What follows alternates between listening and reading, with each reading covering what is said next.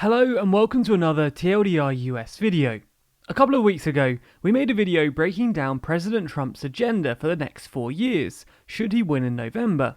And by popular demand, we return with Biden's agenda breakdown. Just like the Trump version, all of the points in this video will come down to the candidate's official website. But we won't be breaking down every single thing on the agenda, since, well, nobody wants this video to be hours long. Really, each of these points could be an entire video by itself, but to put it mildly, we don't have that kind of time or patience. So, with that said, let's try and explain as much of Biden's exceedingly long and complicated platform in the next 10 minutes as possible. Wish us luck. If you haven't already, please be sure to subscribe to the channel and hit the bell icon to be notified when we post. Also, if you want to support the channel, please consider signing up to our Patreon. We've just announced a whole new bunch of perks, including early access to videos, behind the scenes posts, seeing your name and likeness in videos, as well as new live events. There's a link to the Patreon down below. The first major item on Biden's agenda is his economic plan, or as he puts it, Build Back Better, Joe Biden's jobs and economic recovery plan for working families. Which is, a bit rambling, but hey, at least the website matches the candidate. Packed within all the fluffy nonsense language, Biden promises to rebuild the economy by beating COVID. More on that in a moment. Injecting money into both businesses and households, and ramping up America's manufacturing sector. He also plans on investing in various economy-boosting projects, like infrastructure, childcare, clean energy, etc., etc. And unsurprisingly, Biden plans to send many of Trump's tax cuts, especially those for large companies and the wealthy, to the chopping block. Essentially, it's a pretty standard liberal response to economic crises. Apply money generously.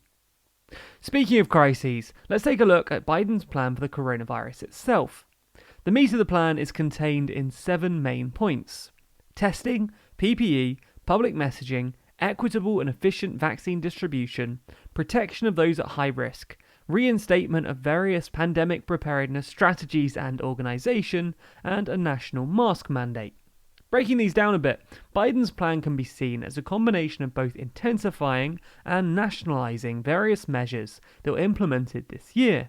The mask mandate, for example, is a measure taken up by a number of governors, but is not a national policy. PPE supplies, on the other hand, have partially been dealt with by Washington over the last few months, but not in a way that successfully helped anyone. Biden plans to solve this by more liberally using the Defense Production Act to force companies to manufacture the needed equipment. Next is Biden's very extensive racial equity plan. Within this small encyclopedia are details on how he plans on investing in minority-owned businesses, affordable education, closing the wage gap, guaranteeing paid leave, introducing more infrastructure projects, helping the formerly incarcerated, and about a dozen other measures. Basically, if there's an aspect of modern American life you can think of, there's probably a plan here of how it can be made more racially equitable. Most of this comes through in various community investments, corporate regulation, and legal changes that are meant to remove the obstacles that have previously hindered Americans of colour. Put simply, Biden gets points here. He was definitely thorough. On a similar note is Biden's criminal justice plan, which puts a heavy focus on racial, gender, and income biases. His plan specifically calls for a stronger focus on rehabilitation, as opposed to the usual punishment-based criminal justice system, something that many progressives have been calling out for years. Interestingly, the platform seems to put specific focus on the financial impact of the criminal justice system, that is, the financial impact on the taxpayer. And this isn't unique to this specific set of plans. Numerous parts of Biden's platforms that wouldn't generally tie directly to the economy are framed in this way, presumably trying to appeal to fiscally conservative voters. The cynic would even say that Biden's trying to sell progressive policies as fiscal conservatism. Will it work? Well, who knows, but it's probably not actually a terrible strategy. After all, who's he going to lose? It's not like progressives are going to say, well, I'm glad you came round on decreasing prison populations, but I'm not going to support you unless you specifically promise to bankrupt the government by doing so. Or at least we assume they wouldn't object to it. I guess if the last 5 years have taught us anything, it's that we shouldn't underestimate the weirdo without a comb. Anyway, that's enough about campaign strategy, for now. On the subject of immigration, Biden's plan is quite blunt. It begins by attacking Trump's policies as a moral failing and simply wrong. He also touts his own experience during the Obama administration, though in doing so, he's towing a cautious line since he's faced criticism for being part of said administration's large deportation efforts. However, Biden's policy here isn't entirely rhetoric. His platform also includes things like ending family separation, ending prolonged detention, ending Muslim bans, and increasing the number of work-based visas that are issued. Moving on to a less controversial issue that everyone totally agrees on, we arrive at Biden's healthcare plan. Unsurprisingly, Biden spends a few paragraphs here talking up his work towards the Affordable Care Act under Obama, and bashing Republicans for trying to repeal it before getting to the substance of his plan. Most of said plan revolves around Obamacare, with Biden promising to build on the Affordable Care Act by simplifying the system and providing public healthcare options. This, in theory, would expand healthcare to anyone and everyone who wanted it. Whether or not it will work in practice, well, that's less certain. The plan also includes various measures that are pretty popular in both parties, like ending surprise billing and lowering drug costs.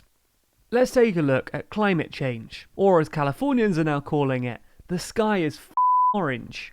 Biden's plan here actually starts off by getting tantalizingly close to endorsing the Green New Deal, stating that it's a crucial framework for meeting the climate challenges we face. But of course, because he would actually like to win the election, Biden quickly veers the conversation away from that, and instead tries to sell renewable energy from, wait for it, an economic perspective. What did I say? Progressive policies, fiscally conservative talking points. His big thing here is carbon neutrality by 2050, which he plans to achieve via executive orders and a demand that Congress enacts legislation in the first year of his policy. And if it doesn't, well, Biden will have to use the check and balance of pouting aggressively at Mitch McConnell. Not to go on too much of a tangent, but this is the thing about so many promises made during the election campaigns. Much of it is up to Congress, not the president. Trump and Biden can propose all the nonsense they want, but in the end, whoever loses Congress, specifically this time the Senate, is pretty much screwed. Arguably, it will be more informative for Nancy Pelosi and Chuck Schumer to debate Kevin McCarthy and Mitch McConnell instead of all this hullabaloo about two doddery old sods who we're currently hearing so much from. But I digress. What do you think about that? Let us know in the comments. While what's in Biden's policies is perfectly interesting, what's more fascinating is what's not in them. That's because Biden, as has often been noted before, is an expert at portraying himself as a centrist, and his policies here are a central part of that. In his immigration section, for example, he includes such measures as holding ICE accountable and providing paths to citizenship, but not abolishing ICE, or decriminalising now illegal border crossings. The same can be said for most of the other policy areas. Most well known, of course, is his healthcare platform, which, with its public and private options, combines the progressive dream of Medicare for all with a conservative version of, well, literally anything else. Then, of course, there's the aforementioned Green New Deal, defunding the police, and free public college, and, well, you get the idea. Basically, by writing himself into the political centre-left on policies we've discussed, he gives himself a sort of net that he can use as a proof of moderation whenever Trump accuses him of advocating for more radical policies. Will it work? Again, who knows? Really, that should be the tagline of everything news-related at the moment. TLDR News US. Who even bloody knows? But the thing is that pretty much everything from now until election day is, in some way or another, election speculation. And, well, we just don't know what's going to happen. Biden's policies are a really good illustration of that. He's trying so carefully to try and make himself as broadly acceptable as politically possible. Maybe that will pay off, and he'll win moderates in massive numbers. Or maybe people will decide he's too schemy and politically flexible, and this will send him into the pile of failed presidential candidates. For now, though, we don't really know. But hey, if nothing else, at least Biden's platform is more than just a 50-point bullet list. If you want to find out more about the election as it plays out, then be sure to subscribe to the channel and hit the bell icon. Special thanks to our Patreon backers who make videos like this one possible. And if you want to see your name listed at the end of the videos, just like these people, then be sure to back us on Patreon. There's a link to that in the description.